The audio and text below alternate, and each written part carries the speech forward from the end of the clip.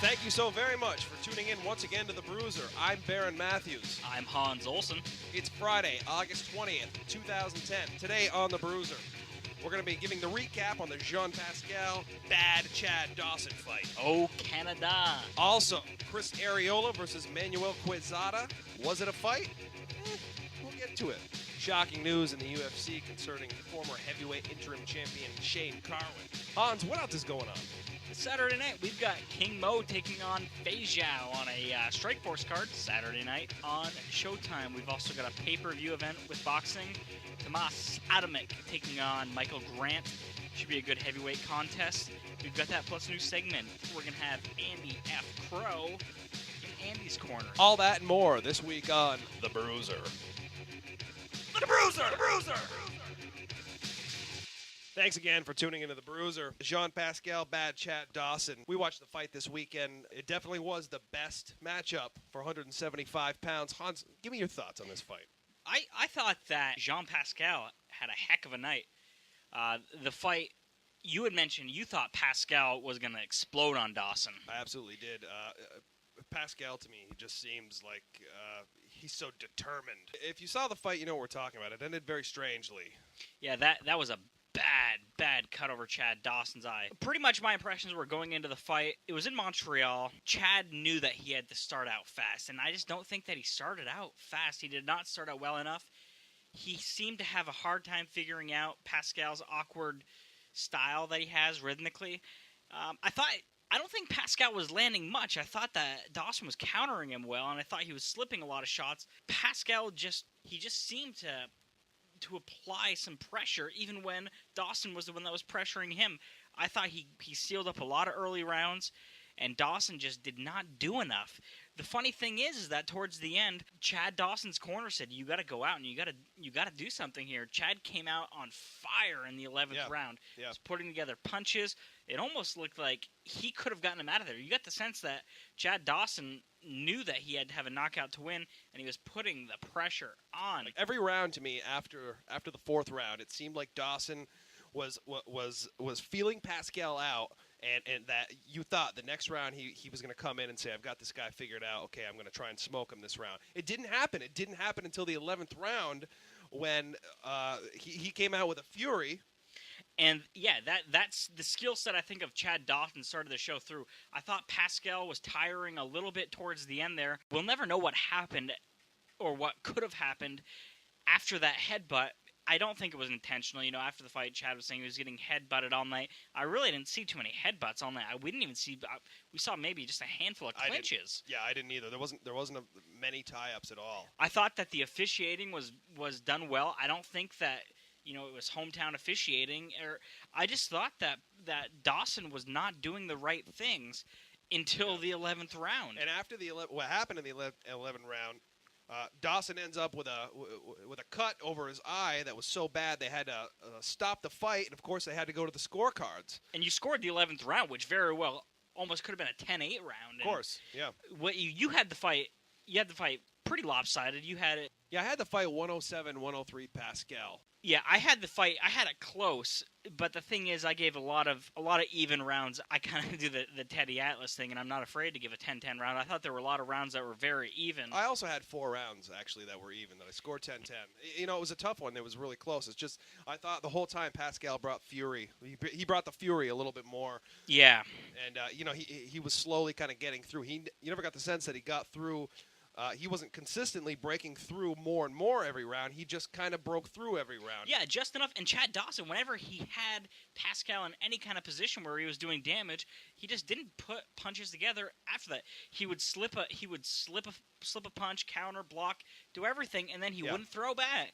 He wouldn't throw back, and I felt like when Dawson did throw back, he wasn't throwing enough combinations, whereas Pascal was putting the combinations together and making them work for him.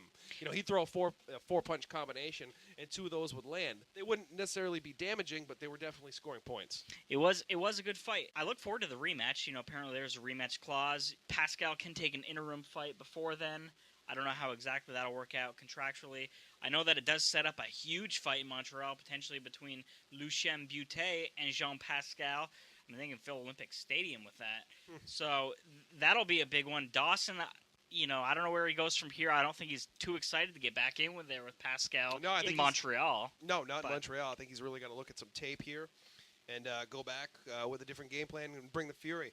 Also, let's take a step back here real quick and talk about the Chris Arreola Manuel Quezada fight on Friday night. We also watched this fight, and got to be honest with you. I think the tennis may have been more exciting. Tennis might have been. Yeah. The tennis ran over, and the fight came on a little bit late, which is extremely annoying. Chris Arreola, though, what happened was everybody and their mother was saying how Chris Arreola wasn't treating the Manuel Quezada fight how he treated the Adamek fight. Essentially, during the Adamek camp, Chris Arreola missed several weeks of training. Took his 2 weeks vacation pay during that training camp. Took his 2 weeks vacation, his sick and his personal time. Everyone was saying this time for Manuel Quezada, which should have been a walkthrough, they say he was there every day of camp. Now, I'm just going to put this together. Chris looked terrible in the Adamek fight. He came in at 250 pounds. Everyone said he was at camp for the Manuel Quezada fight every day, didn't miss. He came in for this fight at 256 pounds, and I got to be honest, he looked like shit. Yeah, I don't think he looked good at all.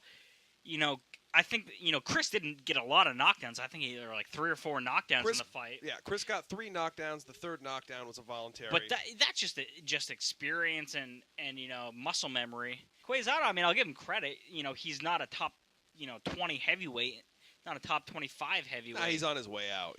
Yeah, I mean, he is what he is. He was a guy that was put in there to lose. He was a guy that was put in, and he stood up. He ate a lot of shots. He wasn't doing anything to win the fight. He was there to survive, but man, Chris, that was probably the fight of his life, for crying out loud. Right. I mean, he was the absolute best he could possibly be, and Chris, I don't know. I like Chris, but I think that unless something drastic happens, I think his days as a top 10 heavyweight contender might be past him. Yeah, he's got to do a lot of work. I'll tell you, just to wrap it up here, just for the fight, the long and short of it is this went to a 12-round decision where Chris won unanimously, but that shouldn't have happened. I mean, Chris should have pounded this dude in the second round. It should have been a knockout. Should have been a stoppage. Should have been anything but Chris winning by a decision. Yeah, I mean, Chris should have gotten him out of there. By the time that we were watching the fight, Chris should have already been, at El Pollo Loco or somewhere in California. He should have been 3 In-N-Out burgers deep, He should have gotten him out of there real quick. Yeah, and he should have had a 6-pack of cervezas in him. Yeah, exactly. He should have had some Tecate in him. He should have been already digesting that. But, I mean, Chris can come back. He does have the skill to do these things. Is he resilient? I mean, he hasn't learned. It just feels like every time he's got a fight coming up, be it a big fight, a small fight, he goes into a camp and he doesn't work. He's not working. Does he have the fire anymore? I mean, is this a wake-up call for him, or is this his way out? That's one thing. It just did not look like he had the fire in him. Even when he came in looking like that against Brian Minto last December, you still got the sense that he had some fire in him and he wanted to get back to where he was before he went to Klitschko. And one thing I'm going to say is, even though I hate to say this because I think his trainer, Henry Ramirez, does a great job with him, and I think he tells him all the right things, but I think sometimes when you're so close to a friend personally, as Henry is to Chris, it might be tough to push your fighter. I will almost say that he may want to look to getting a different trainer. You could be right. You want to get someone maybe a little more staunch. Yeah, you got to get someone. I'm almost looking at like somebody. Father figure. Yeah. Go old school with a dude like Chris. I would like to see him really go and get somebody a little bit more experience. Someone almost like a Teddy Atlas, or someone like a Nacho Bearstein. Or Freddie Roach or Emmanuel Stewart. Any of those big guys, if they want to choose to take Chris under their wing, I think somebody like that is where we're going to see where Chris could go up. He's not reaching his potential. I was a little disappointed I didn't hear Chris, swear on TV. Yeah, that would have been nice. That would have been nice. It was late. ESPN. You guys can do it. Yeah, you can show it. Who cares? No one's up. It's fine. So let's move on here. We've got some crazy stuff going on in UFC here. Posted yesterday. I read it on several sites. Do you know who broke the story? I'm not sure who wrote the story.